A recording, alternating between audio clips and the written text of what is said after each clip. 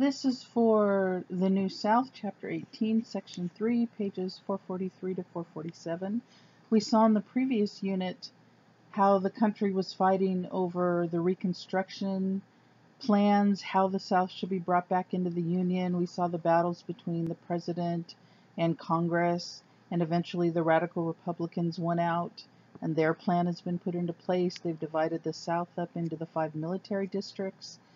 Now we're moving on and looking at how daily life has been so dramatically changed for the people in the South, both the white Southerners and especially the African Americans, who are now no longer slaves and are now freed men and women. One of the most successful programs that was developed during the Reconstruction period was called the Freedmen Bureau. It was run by Oliver Otis Howard. He was a former Northern military leader. But what it did is it gave clothes, food, medical care to poor blacks and to poor whites, opened up thousands of schools. African Americans had been denied a chance at education under slavery. Now they're very eager to learn how to read and write, and so thousands of schools were opened. They were mostly, the teachers were Northerners who came down to, again, help. Many hospitals were started, several universities were opened that were primarily for the African Americans. Howard University being a very famous one named after Oliver Otis Howard. But despite all this help, a lot of the blacks and even the poor white people still remained very poor and jobless, and the program was eventually scrapped in 1872, so it wasn't around for very long, but very successful while it was.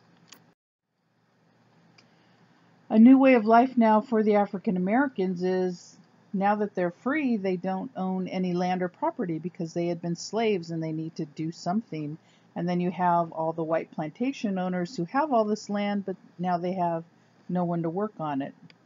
So what they came up with was called sharecropping, and basically African Americans or poor white people would rent the farmland from the plantation owners, and they would pay them back by sharing some of the profit from the crops that they would grow.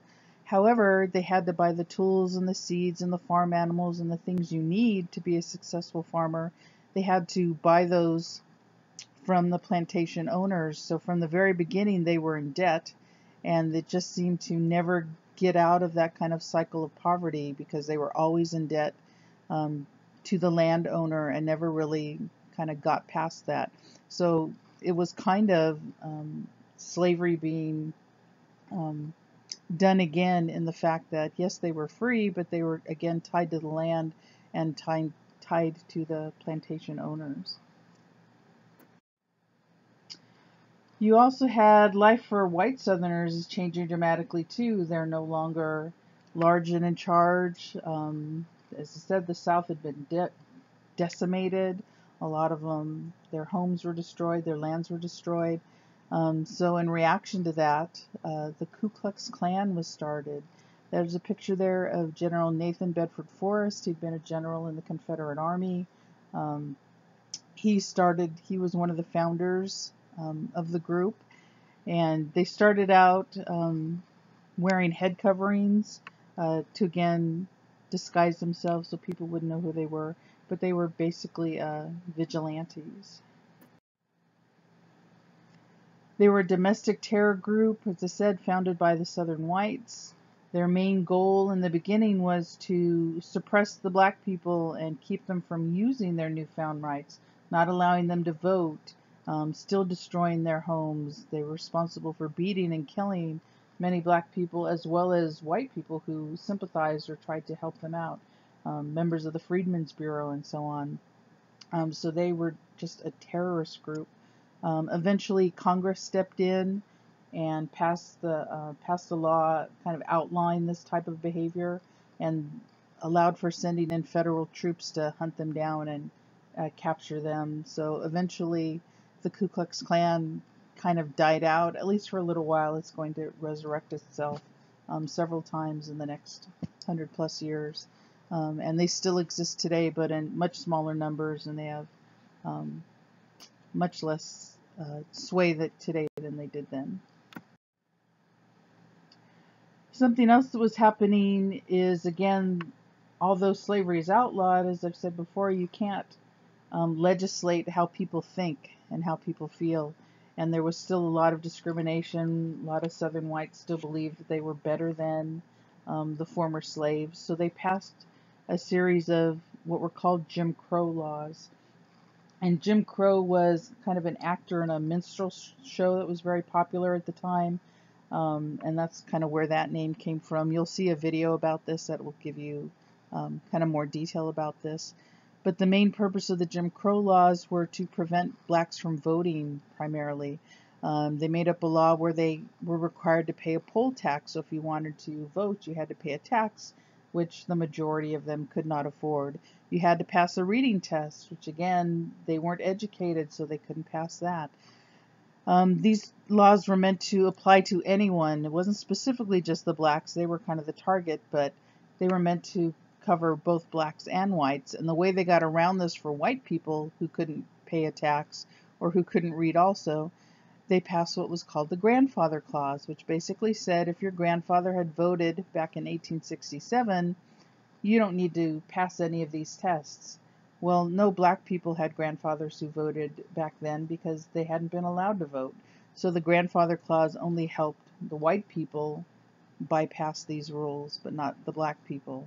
And this was kind of the beginning of segregation. Segregation meaning separating people based on their race. So you'd see a lot of these signs like you see in the picture there. This is where colored people have to sit. This is where white people got to sit. Separate facilities, separate train cars, separate bathrooms, separate water fountains, but segregating people based on their race.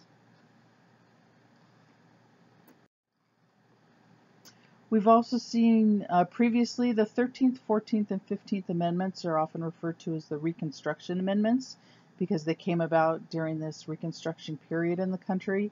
We've already seen previously the 13th Amendment, which ended slavery throughout the country. The 14th Amendment granted citizenship to African Americans and guaranteed that all their rights under the Bill of Rights were granted them as well. And now you've had this problem with the voting, which we saw previously, all the different things that were being done to prevent blacks from voting. The 15th Amendment now guaranteed the right to vote for African American men. Women of all colors and race are not included in any of this.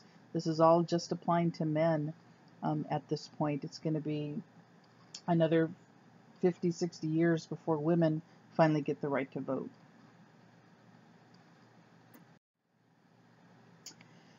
Now you're into the late 1870s. America's kind of tired of the Reconstruction era. It's been over a dozen years now since the war has ended. People want to kind of move on and get past all this. So basically you have a presidential election in 1876. You have the Democrat Samuel Tilden running against Republican candidate Rutherford B. Hayes. And what happened was there were four southern states, where their votes were in protest and people weren't sure whether they should be allowed or not, and there was this whole kind of problem about counting. Tilden had the most popular votes, but he didn't have enough electoral votes. So this committee was formed, and it took them 4 months, and they finally reached this compromise called the Compromise of 1877. And what the compromise did was all the four states where the votes were disputed, they were all given to Hayes. So Rutherford B. Hayes, the Republican, now becomes the president, but he had to agree to put an end to the Reconstruction Act. Remember, the South was divided up into the 5 military districts. That's going to end now. The federal troops are going to be withdrawn. The South can now go back to kind of running itself and electing its own legislatures and taking care of its own business. And he also had to promise that federal money would be spent to rebuild the southern railroads. Remember, without railroads, Southerners aren't able to travel. They aren't able to move their goods from one place to another. That really hurt their economy. So the railroads needed to be rebuilt in the South because they had been destroyed during the Civil War. But now the Reconstruction period is officially ended and life goes on.